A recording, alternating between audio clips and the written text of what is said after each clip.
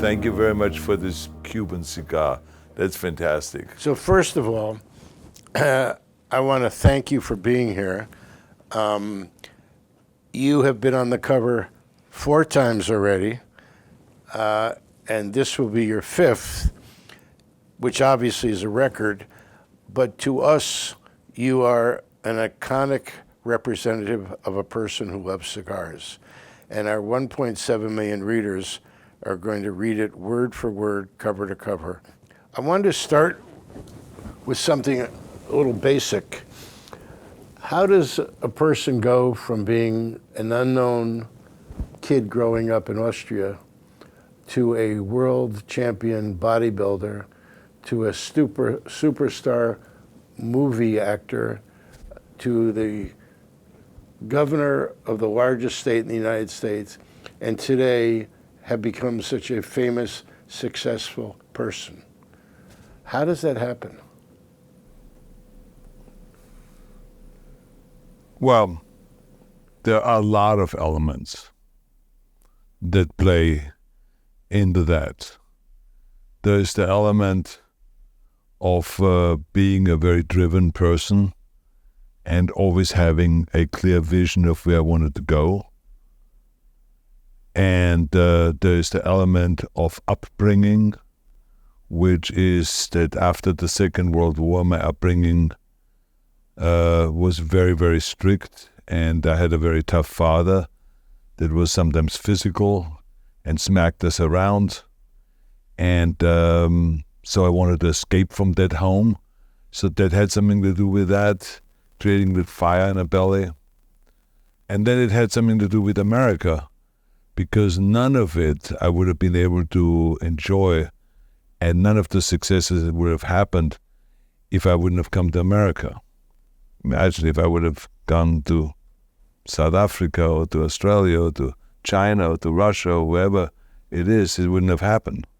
This is the number one place in the world with the greatest opportunities, and I was very fortunate to make that dream of coming to America become a reality. From the beginning, when I saw Hercules movies as a kid, I said to myself, I want to look like that. I want to be like that. And then by coincidence, I picked up a cover of a magazine, a bodybuilding magazine, that had Reg Park, that very same guy that was in the Hercules movies, on the cover, and it said, here's how Mr. Universe became Hercules. I said, oh my God, this is the blueprint how to get there. So I bought the magazine right away, and I followed those principles, that he was training 5 hours a day, that he became Mr. Great Britain, he became Mr. Universe, and he became Mr. Universe a second time, 7 years later, and then 7 years later, the third Mr. Universe title, and all this. The same as if, here's his training. He comes from Leeds in England, just like a factory town where I'm from, and he did it. So I can do it too, it's possible. So it created the vision and the belief and the faith in my vision.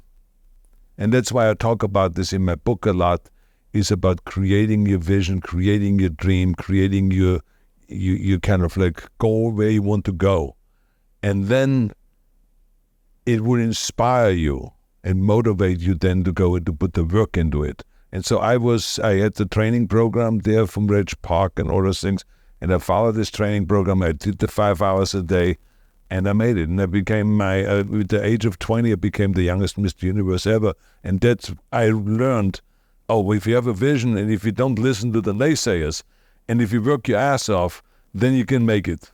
And so that this is the kind of 3 of the rules that I mentioned in the book, and that really helped me to get where I am. And then I copied those rules as I learned more and more. I copied those rules to the next career, to show business, and then to the next one. Did you desire to be in movies, or how did it come about that you found yourself in movies? Well, like I said, I saw those Hercules movies, and I said to myself, this guy won Mr. Universe, and then he was discovered because of his muscles to be in those movies.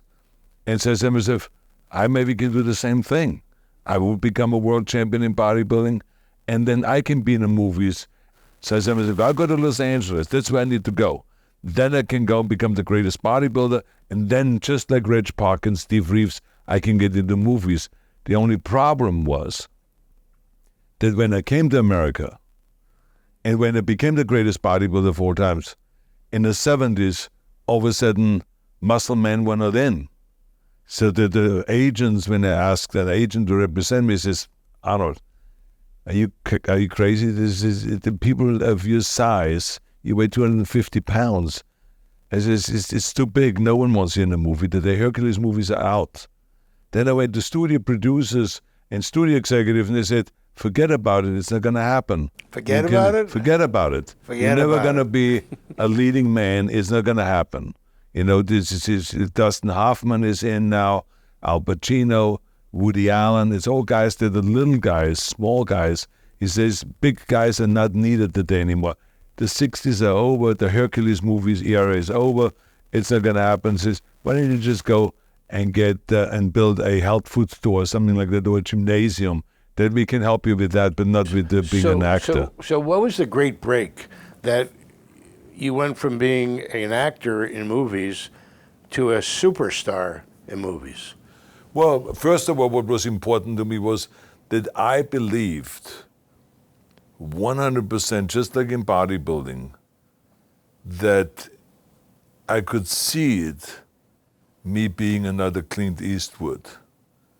I could see it, me being another Charles Bronson. Those were the hot guys, action guys then. I said, so if I can see it, I can achieve it. And so when they said no, and when they said it's impossible, it actually gave me fuel to show them that I can do it. So to me, discouragement didn't mean that I ran the other way. Discouragement to me was fuel to get the job done. But unlike other people that need compliments, and you're great, you can make it. I don't need that. I need to someone say, you can't do that, it's impossible. Right. But what was the role that catapulted you to stardom? There was not really one role. It was like Conan the Barbarian launched me into an international kind of an atmosphere where the studio was willing to send me all over the world to promote the movie. And then I did another Conan movie, and I did another kind of sword and sorcery movie. But then what really broke the next level of ice was Terminator. Terminator was a movie that showed me without showing really the body.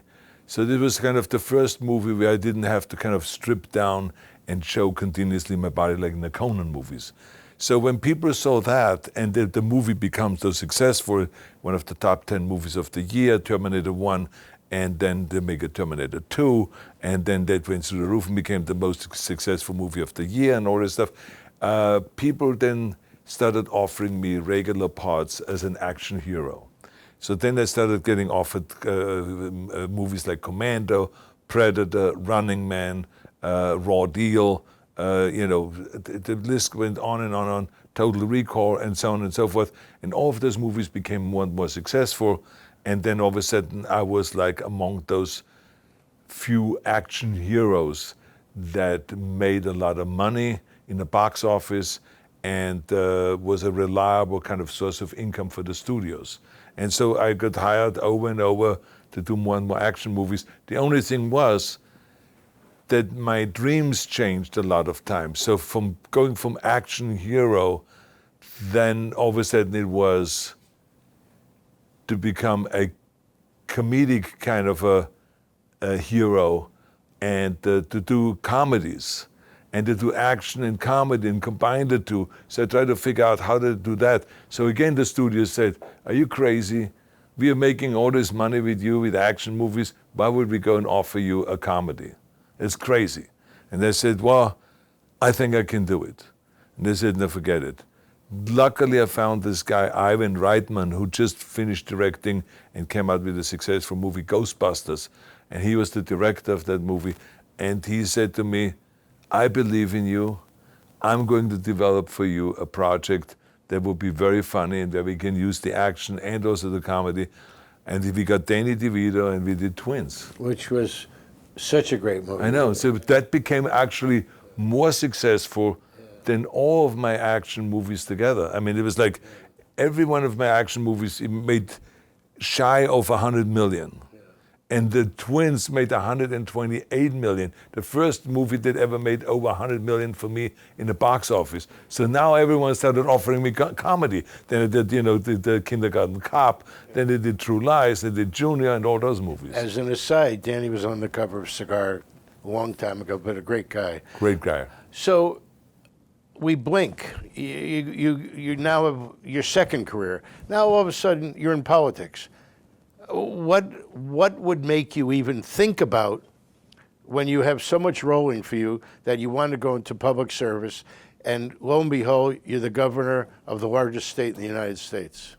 Well, it's interesting how those things kind of are created in your mind as you go along, right? I was really doing well in acting, and I was going up to the top. And I was making the #1 movies of the year in acting and all this stuff. But throughout this whole time, I met Maria in the 70s.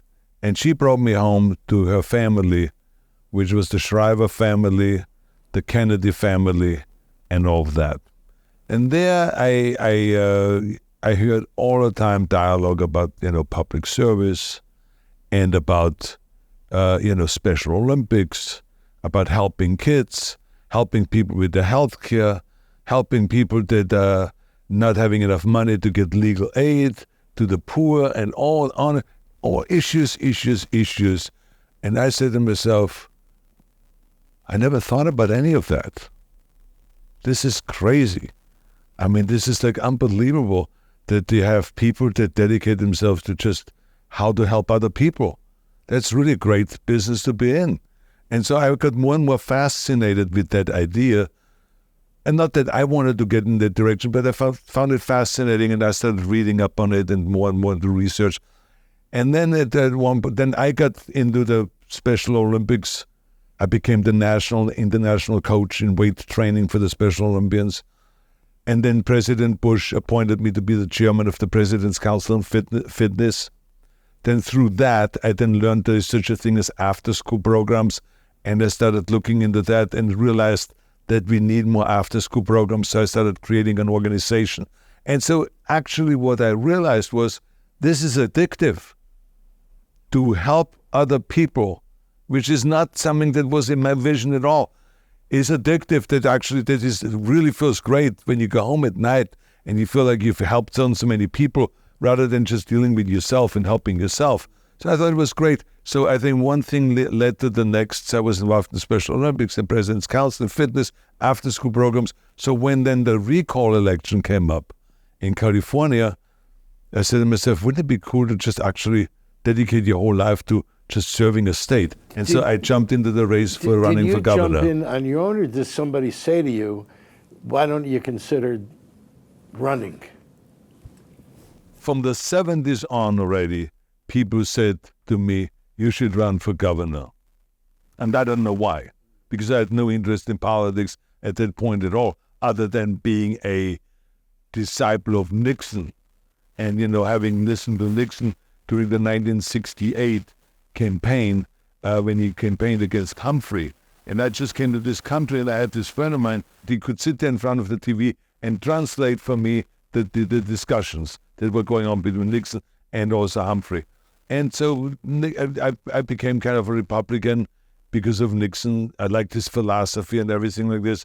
So people always said, well, I think it would be cool if you actually run for governor.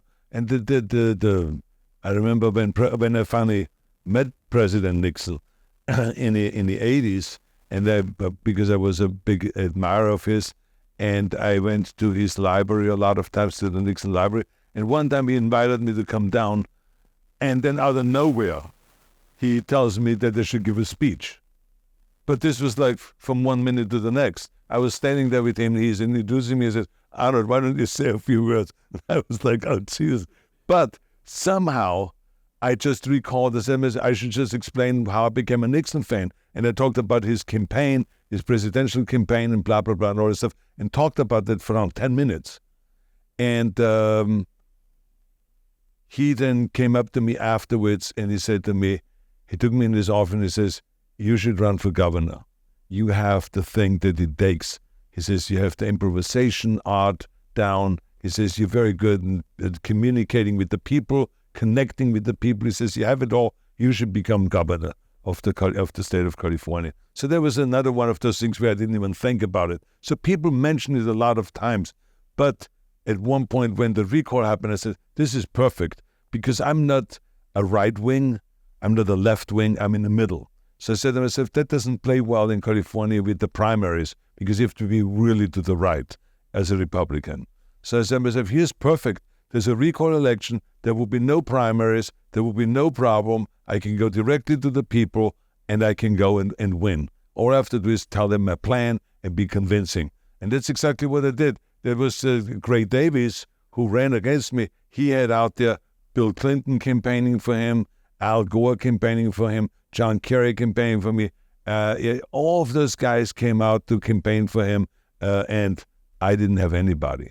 I just campaigned myself because I said, when the Bush administration called, should we help you? I said, no. I said, I want actually to be the David, not the Goliath here. I said, let him be the Goliath. I'm the David. I'm the underdog.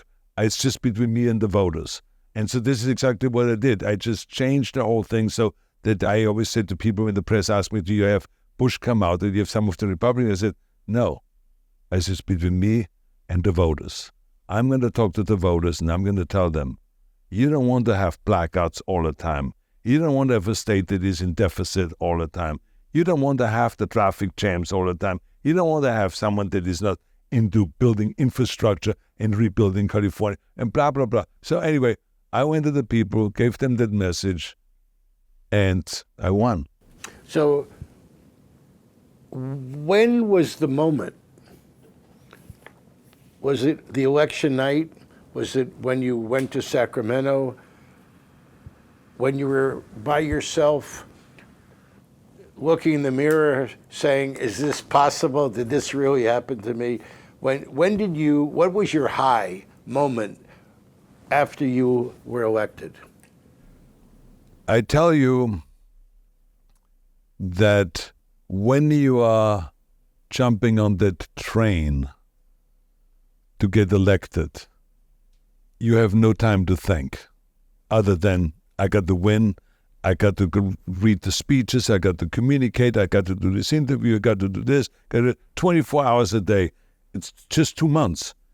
I remember that then in August they announced it, and then October, 2 months later, was the election. So it was like all-out war. Only when on October 7th, which we just passed, was my 20-year anniversary on October 7th. So only on October 7th, when there was the election, I kind of like went to get dressed, to go with the Century Plaza Hotel, where there was the victory party. And I walked by the television set, and I heard the commentator saying, Governor Gray Davis has been recalled, and our new governor will be Schwarzenegger, Arnold Schwarzenegger. When I heard that on the news, I literally had tears coming down my eyes. It was the most powerful thing that I ever felt or heard, that this actually worked. I am going to become the governor of a state that has 40 million people, that is the number one state in the United States, that is the 5th largest economy in the world. I am going to be the governor. It was wow.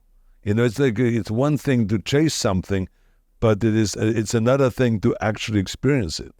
It reminded me again on this when I stood on the stage in London and I won Mr. Universe with the age of 20.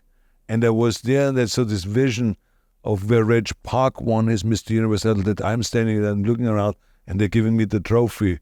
You're Mr. Universe. I just couldn't believe it. So it was the same kind of thing where you just say, wow. And so it was a very emotional moment.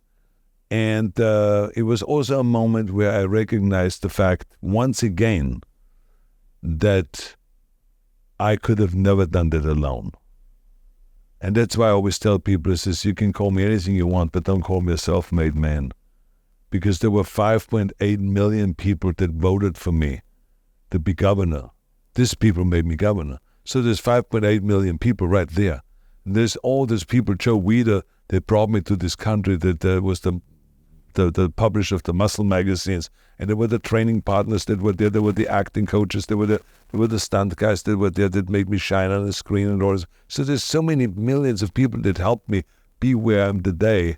That's why I also say at the same breath, only in America.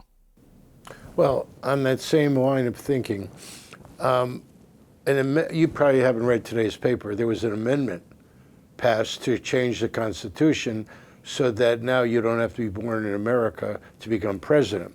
And there's an election, and you are now President Schwarzenegger. Congratulations. Well, thank you very much. It's like having another faith in me. Thank you very much. And you're only 76, so by comparison, you're a kid. I'm a young kid, yeah, exactly. So what, now that you're the president, there are problems all around us. What are some of your ideas onto how to fix our country? Well, the most important thing, I think, is to bring people together. Because you cannot go and start attacking specific things. You have to first create an atmosphere where you make everyone in Washington feel that they are part of the team. And no one is on the other side. That Democrats are as much loved as Republicans. Right-wingers are as much loved as the left-wingers, no matter how extreme they are. We are all part of the team. Yes, you have your beliefs that are quite contrary to mine, but you're all part of the team. And that we only can win if we all play together. So let's figure this out so that you kind of no one can achieve a 10 with the negotiations, a 7 maybe, a 8 maybe if you really stretch it. When we say we want to reduce greenhouse gases and pollution by 25%, we didn't go and say to Caterpillar, you cannot build that engine anymore now. It's over. Because how are they going to change an engine from one day to the next? It's impossible. So we have to protect them also and say, you have 10 years to build a new engine. We're not going to implement that law for you for 10 years. But our goal is by the year 2020, we want to reduce our pollution. We want to have 50% renewables and all this kind of stuff. We worked out together. The Republicans were part of the game plan, and the Republicans, and we did it. And then when we had the bill signing, out there in front of on this little island with San Francisco in the background, there were the environmentalists that were sitting next to the car manufacturers. No one was attacking each other. No one was hating each other because we signed a bill that protected the oil companies, the car manufacturers, and also the environment. Everything, we figured out a way to do that. Right, so what you talk about is very logical and very reasonable, makes a lot of sense, bringing both sides together for common goals. But how come nobody's done it? How come we're the most divided we've ever been, probably in history? Because people don't come from that kind of a background. People come from a background that they're deeply rooted Democrats. And they always look at the other side their whole career as the enemy. And Republicans, the same thing. I don't come from the political background. I come like you. I'm just a guy that happened to be interested in doing some public service also, and to jump into the arena and to be able to go and say, I've made enough money, so if I lose now $20 million a movie and do 2 movies a year, if I lose that, that doesn't matter to me anymore. To me, it's more important to serve the country. So that's the mentality. I came from, kind of like a socialist country. When I grew up, Austria was a socialist country. I came from that, so that's what made me more conservative thinking and to find more conservative solutions. But that I did not ever look at the other side as the enemy. God, I was married to a Democrat for 25 years. Maria, I did not look at them, nor did I look at the Kennedy family or the Shriver family as the enemy. I said to myself, they have great ideas. Maybe not exactly the way I would solve the problem, but there was great ideas to go out and help people. So this is the way I see it. So I think there's just not enough emphasis paid. Biden is trying every so often to do that, to bring Republicans in, but it needs a whole energy. You know, like Kennedy was very good at that. You know, when he came into power, you know, he was able to kind of work with both of them together. And he had Johnson as the vice president, who was a genius when it comes to, you know, the Capitol and how to run all that, you know. So that's exactly what you need. President Schwarzenegger, what are you going to do to solve the problem of inflation? Not created in the first place. But now we have it. I know. You just but took it over. You know what is? You know what is the craziest thing? When government always says we're going to solve this problem, or they go and brag and says we just lowered the inflation by 2%. Well, who created it? Who printed all this money? Who gave out money? Who created the debt? The politicians. Now we have $35 trillion debt. They keep printing money and they keep saying we should have a student loan forgiveness. We should have more health care. We should have more that. So therefore we should not create the inflation in the first place. So we should not create that mess in the first place. Yeah. We should not start printing more money all the time. And we should not go and live in debt. For 20 years, this country has been living in debt. What do you think this guy does? So then they go and they have more debt and more debt and more debt, printing more and more money, and the dollar gets devalued because of that. And then all of a sudden, things start costing more money. So this is what then they go and they put who did they punish? Not the politicians, the ordinary folks. They all of a sudden the interest rate is instead of 3%, it's 7% or 8%. So now when you go out and you want to get a house, how expensive is that? I mean, so you have a loan with variable interest rate, and then all of a sudden you pay 1 month, you pay $3,000 a month for the mortgage. Now all of a sudden it's $8,000 a month for the mortgage. You can't do that. So the people get thrown out of their homes. It creates a crisis. President Schwarzenegger, what are you going to do about the out of control crime in America? I will be for tough law and order and supporting law enforcement. What about all the DAs that don't even lock people up anymore? Well, it's going to end. I would have a campaign that will be against that, because you cannot, through kindness, get rid of crime. It doesn't happen. You have to have severe punishment, and you have to really let the people know that if they commit those crimes, they're going to go to jail.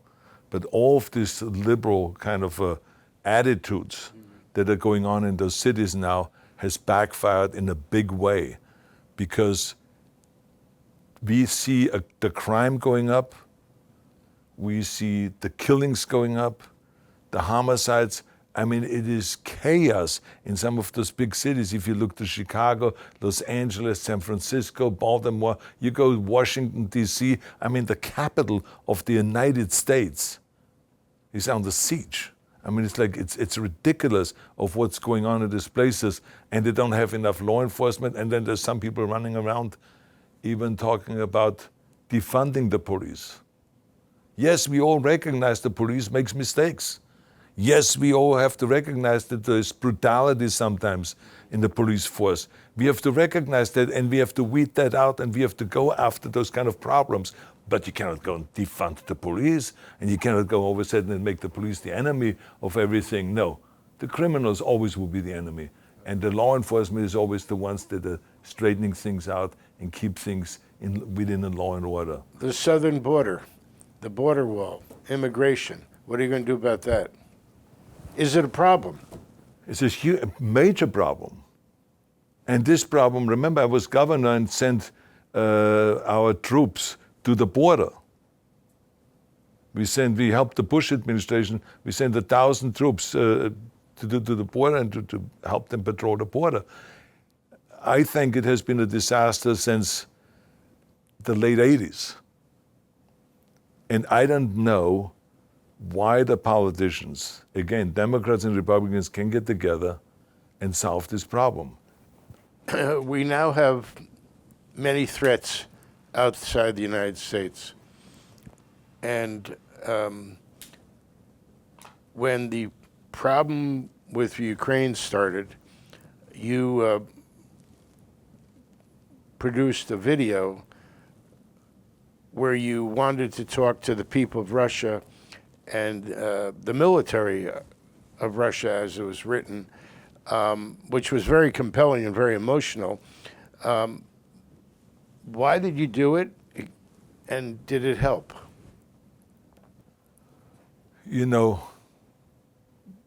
sometimes you do something because it is in your blood that you have to speak out. And so I felt very strongly when the war began that it was an unjust and unprovoked war that was totally unnecessary. That what the issues were can be negotiated. And it don't have to be done by killing innocent people. And I'm talking about innocent people, even soldiers. This is totally unnecessary to kill that many soldiers in Ukraine and to have that many hundreds of thousands of soldiers, of Russian soldiers killed unnecessarily, just because the leaders cannot get together and sit down and kind of work this out. Because all we are talking about here is the issue about how do we make sure that Russia is protected and not attacked? And there is a way of doing it. I'm no expert, I'm not Henry Kissinger, but I can tell you one thing, that Russia has a right of being concerned when you talk about Ukraine becoming NATO. So there's a dilemma, because they don't want to have the rockets and everything aiming at them from the south in order to. So what I'm basically saying is, this is an issue about security, their own security. How do we solve that is really the question. All right, so you're the president now. Yeah. You go to Moscow, you sit down with Putin. What do you say to him? Well, this is a very hypothetical question, and I don't know exactly enough about Putin and his strategy and what his complaints are and what his problems are. But I guarantee you that somewhere, somehow, eventually, this has to be resolved, because we cannot go on from one year to the next and just keep killing people. We are better than that. Our government has given Ukraine $75 billion, increasing. There are a number of people who say we should be taking care of our problems at home. We can't afford to support all these efforts. What do you say to those people? I think they have a very, very good argument. But you have to also think about the world. And you have to think about America staying strong in the world. Because there's those people in America that say, okay, if we let that go, then the next thing will be Poland, and the next thing will be another country, and Russia will expand. And then at the same time, there's people that rightfully say, you know, we need to go and spend the money here. But if you think about $35 trillion debt, so I think we have to go and figure out a way of spending less and investing more in general. I don't think that this has anything to do with the Ukraine. I think that we have a spending problem in this country, not because of Ukraine. If Ukraine would not exist right now, we would have the same $35 trillion in debt. So that is really the issue here. So I understand that people always talk about, let's spend money at home and not abroad and all this. I totally get that. But you have to also think about the bigger vision and say, okay, we got to go and make sure that we create stability all over the world and put out those fires and help our friends when they're in need. So that's the same with Israel now. It's the same thing. I think America has to go and support Israel 100% in this unprovoked attacks that just happened. And I think we have to go and stand by them and not think just about, okay, but that means there's less money then for education or less money for healthcare or less money for this or that. Because so far we have spent a lot of money on all of those issues and we have a huge debt. So it's not because of our friends that we're supporting. How do we control this? How do we get out of this? How do we make our world a safer place, a better place to live? I'm not solving the problem. But it becomes our problem. I know, but this is why you have to elect the right people. That's the important thing. So you just have to see who has what philosophy and then you elect the right people rather than having sometimes those bums get elected that don't deserve to be in office in Washington, because the fact of the matter is you can go and pick subject by subject right now, but the fact of the matter is that Congress has an approval rating of 19%. And you know that any worker for you here at Cigar Aficionado has a 19% approval rating, they will be out. I can tell you that in my office, or even when I was governor, they were out when someone had that kind of a low approval rating and they didn't perform. I mean, the Capitol costs us every year around, $3 billion. And what do we get for this $3 billion that we're spending on the Capitol and all the senators and congressmen and all this kind of stuff and the overhead that is, it's crazy. We don't get anything. I mean, this is poor performance. And the incredible pork. Exactly. Well, so it's October 8th, 9th, I don't even know the date. Do you see, you're no longer President Schwarzenegger for the next question. Is there anyone out there on the Democratic side or the Republican side that you feel has the qualifications and can lead us into the future? Well, I think there's a lot of people that are qualified, but the question is, do they have the energy to do it? Do they have the wisdom to do it? I mean, remember, qualified is one thing, but do they have the will to do it? I mean, there's people in politics that know, for instance, that we have a problem with pollution. But they rather go and satisfy the oil companies and not make a move because they get paid by the oil companies. And so, with that mentality in mind, and with that what is going on right now, it takes more than that. I think that we need to find the younger generation, that can go and lead this country forward. And of course now it's maybe... Is there anyone in particular that you... I don't endorse anybody. I'm not in that business, an endorsement business. I have my own... Even today, I am still waiting to see if someone is emerging that is an alternative. Okay. So, China, Russia, North Korea, Iran. Do you see one as a more significant problem for America than the others? Where do you see the future possibilities of creating a peaceful atmosphere in the future? Well, it's all about coexisting. I'm a big believer in live and let's live. It's not just my way or the highway. So I think that we have to just figure out, everyone has challenges. Russia has challenges economically. China has challenges economically. The United States has challenges economically, and so does the European Union. So the question is, How do we work together and we all can benefit and we all can make money and we all can go and work together on those issues? Is really the question. And it's an art to do that. It's not easy. It's very, very difficult.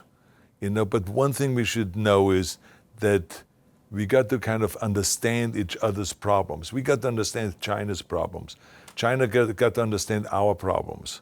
To stay away from each other and not to talk and not to have ambassadors there and not to hang out together is the worst thing that you can do, because nothing is accomplished this way. We got to be together and we got to have relationships. That's the important thing. My father-in-law, Sergeant Schreiber, he used to go for Arm & Hammer to Russia when it was communism, Soviet Union. And he made deals for oil drilling and oil deals. And I said to him, how do you go there to the communists as an American and make them feel comfortable that you're going to bring a good deal and not take advantage of them or something like this? He says, it's all about finding a common interest. He says, I met the guy that was in charge of oil in Russia. And when I had dinner with him, he never talked business. He says, I found out that he has children and he loves fishing, cigars. So we started talking about those things. I invited him to come to Johannesburg fishing with me. He immediately invited me to go fishing with him. And he says, we created a relationship before we ever did business. He says, because we found something that he is a father and he's concerned, so concerned about his children when he talked to me. And I am so concerned about my kids. And we're concerned about this and that, about always and start talking about the safety of the world, about this and that. And one thing led to the next, and we worked out great, great deals. And he says, so it was that you have to find common things that you have in common, and then you realize that you're human beings like everyone else. Doesn't matter if you're from China, from Russia, if you're from America. So you have to start working on a human level rather than just seeing each other as the enemy. And so to me, this is a very important lesson. That's the lesson that I walked away with from Sergeant. That's why I always call him a great mentor, Sergeant Schreiber, because he taught me some of those very important issues. So when I went to Sacramento, I did exactly the same. I started hanging out with the Democrats. I started having them over at the house. I started inviting them on flights with me on a plane to go to Washington to visit the legislators and talk to them together and come up and map out a strategy for California so we all can fight for the same thing. So, and it all worked. It all worked. We're talking about leadership and world leadership. And earlier I showed you the humidors of three leaders, very much different in certain ways. I'd like you to spend a few minutes, whatever comes into your mind, first on JFK. He was a great leader. JFK was a great leader, and he was a great communicator. And he was in the center. He was not some left-wing nut. He knew that you have to cater to business. He knew that you have to cater to the military. He knew that you have to cater to the people that take care of the social programs. He knew how to kind of bring it all together. So he was, I think, terrific. Everything that I read about him, I know there's certain people that didn't like him and all that stuff, that's perfectly fine. But I think he was a fantastic president. And I put, him in the same category as Teddy Roosevelt, Lincoln, Washington, Reagan. All of those guys are in the same kind of a group, I think. Sir Winston Churchill. Great, great leader. I mean, I have to laugh about it because my mother, the day he died, which was when I was in Austria, my mother says, thank God, that bastard, because they won the war. So, there was the Austrians were still hating him for that. Not all of them, but I remember my mother was like very happy about it when he passed away. And and I, of course, became a big fan of his. So that's the funny thing about the next generation. You know, my father was in the Nazi war. He fought in the Nazi war, and I'm going to Auschwitz and try to put the spotlight on it and say this should never ever happen again. So that's where I'm coming from. And so I think that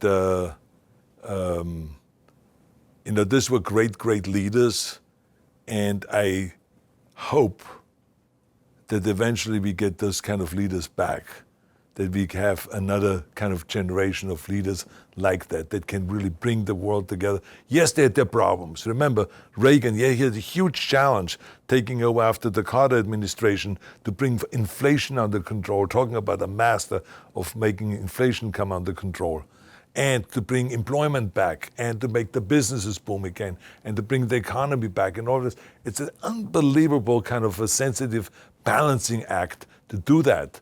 But, he did it. And so I'm just looking for another generation of great leaders like that. And the third humidor? In any case, the third humidor is Milton Berle. No. Oh, no. Fidel Castro. Oh, Fidel Castro, yeah. Milton Berle was not a great leader. No, he was Milton a great Berle. comedian, but he was not a great leader. Well, he helped me with comedy. No, but I know, I'm just saying because you showed me 3 humidors, great humidors. One of them was Milton Berle's humidor that you got. You're the only one that has that from President Kennedy's collection that Milton Berle gave him.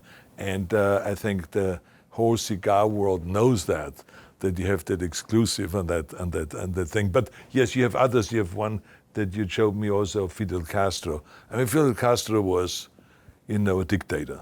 And he comes from a country that is known for besides Fidel Castro, for its cigars.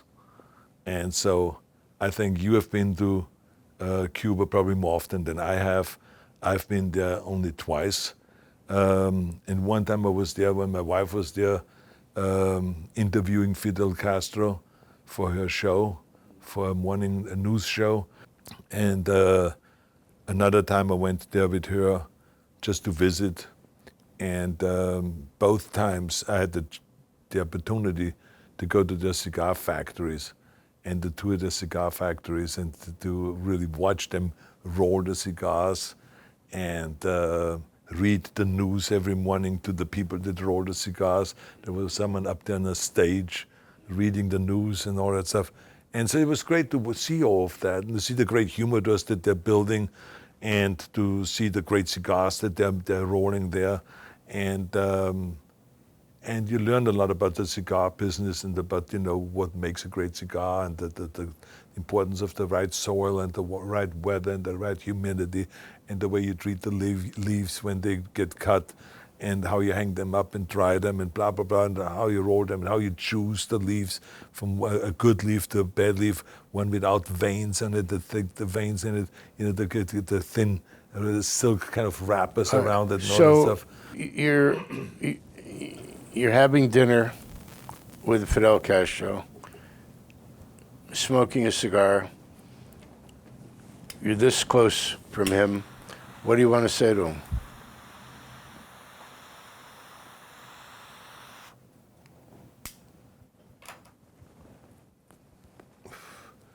Now you're the dictator.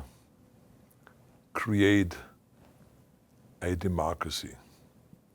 This will be a huge legend. He will be a legend. It will be a legacy that no one can ever ignore.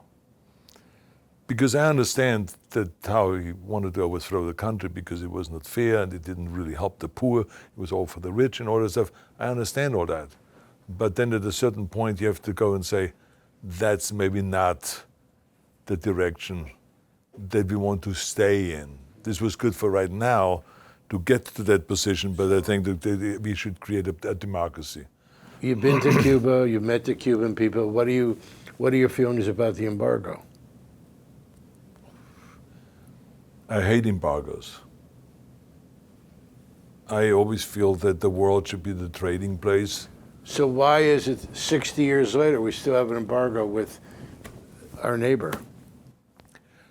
I can understand that the people that are in politics and that get voted in by a large majority of Cubans, that this is a very sensitive issue with the Cuban people.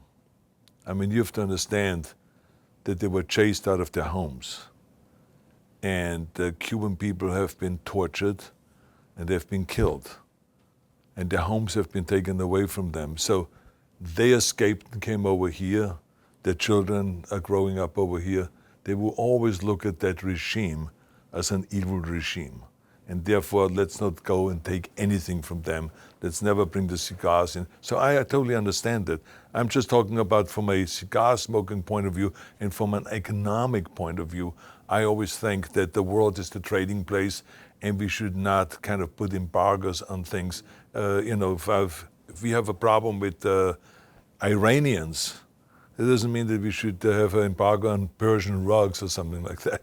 So it doesn't make sense to me. But I mean, I understand that the politicians have to do that a lot of times in order to get the votes and in order to get voted in again and all of that stuff. And I have a lot of Cuban friends that a lot of times when I go down to Miami, I don't light up a Cuban cigar.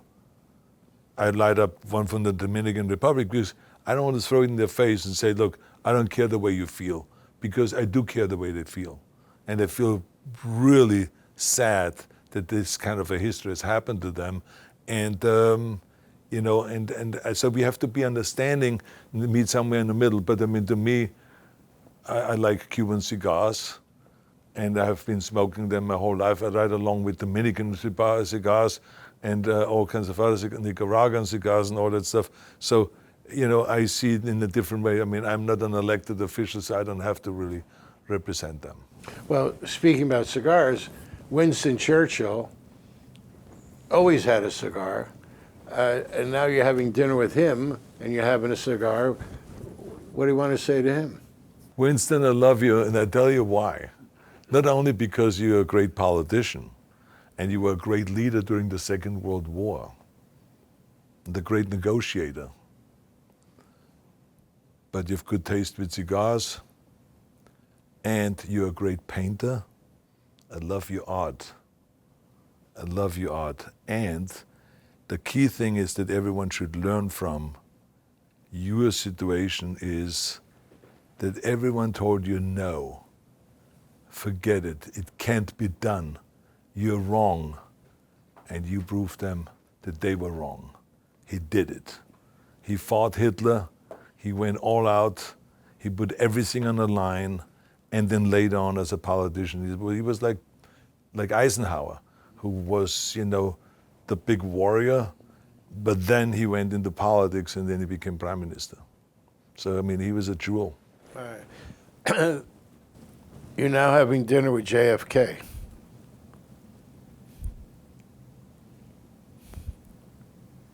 What do you want to say to JFK? You have a lot of talent. You're an extraordinary speaker. You've led this country in a fantastic way, and we miss you.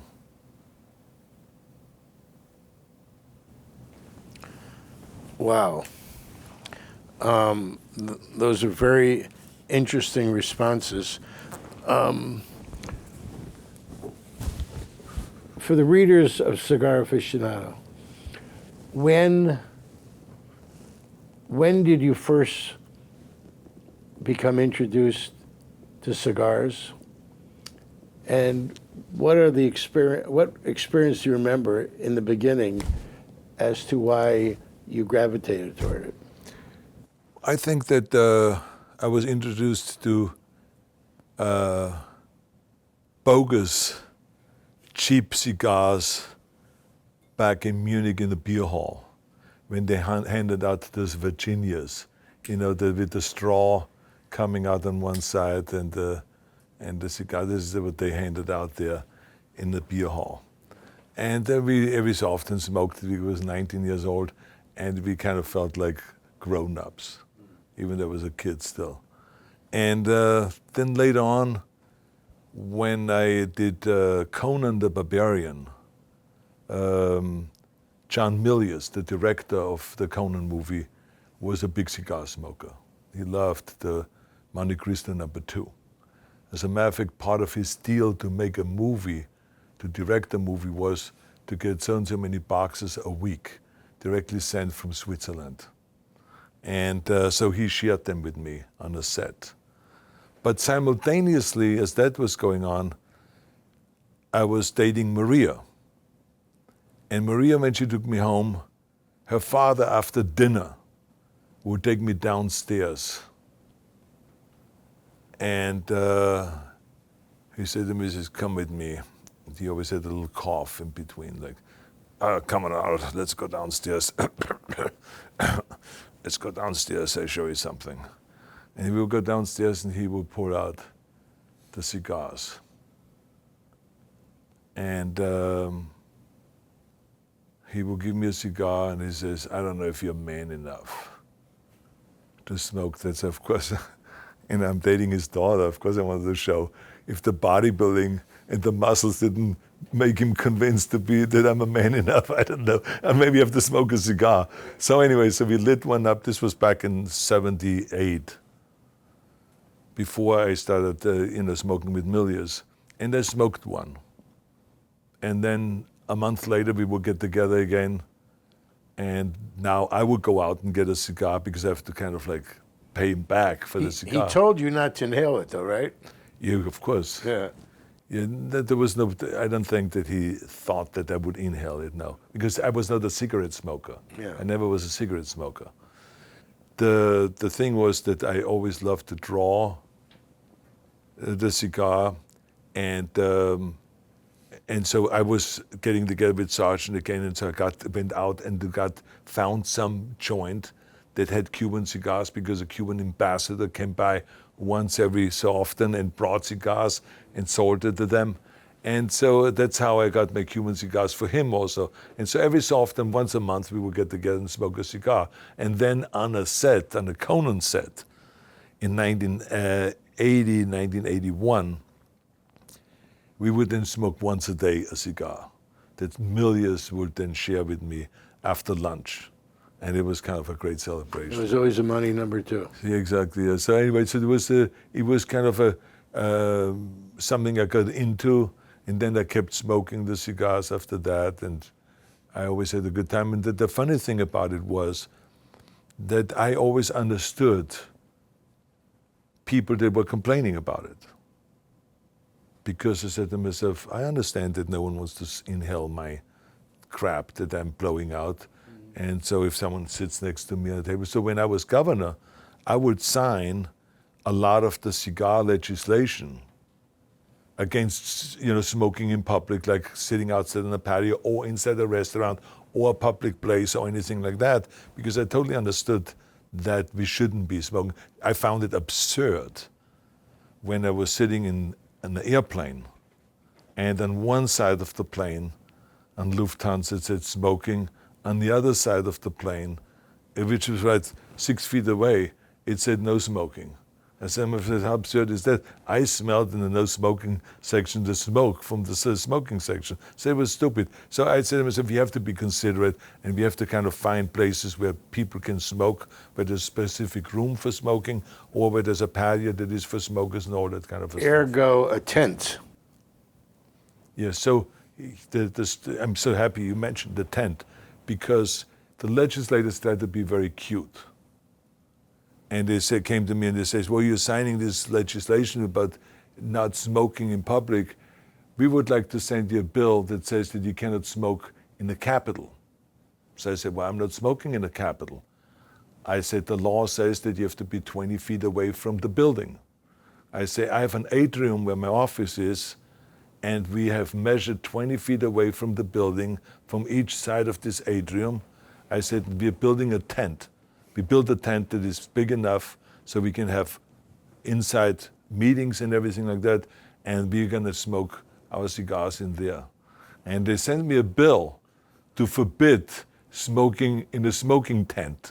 And so, of course, I didn't sign it. I vetoed it, put a nice veto message on it, and let them know that this is unacceptable for me. I said, because and no one is there that doesn't want to smoke. As a matter of fact, Democrats and other legislators came down and asked me, begged me, can I come down and smoke? And that's how I got most of my deals done. They came down to smoke, and then, like I said, we have found something in common, which is smoking. And we smoked our stogies, took our jackets off, took our ties off. We were sitting there and said, what are you working on? I said, well, I'm trying to get this bill done, and I don't know if you ever would sign it or not, blah, blah. I said, well, let me look at it. And I said, maybe I can make some corrections on the bill so that it is possible for me to sign. And so we started working together, and I was able to sign more of the legislation because they were not stubborn about how they wrote the legislation. So this is what we did, and we got a lot of things done because of the smoking tent. And the smoking tent is now in storage, and one of these days, because we have every year, I do what you do fundraisers for various different causes.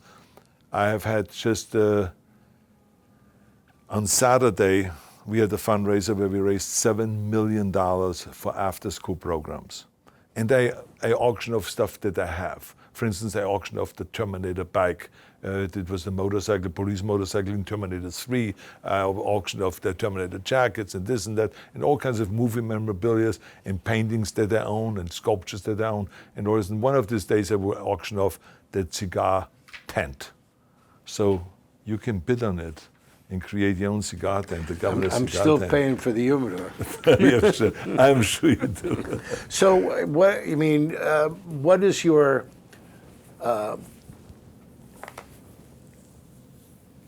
how occasional do you smoke today? An average, one cigar a day. And where do you smoke it?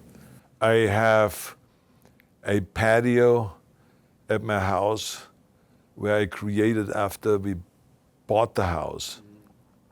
I created by the swimming pool and by the jacuzzi a huge fireplace, a monster fireplace.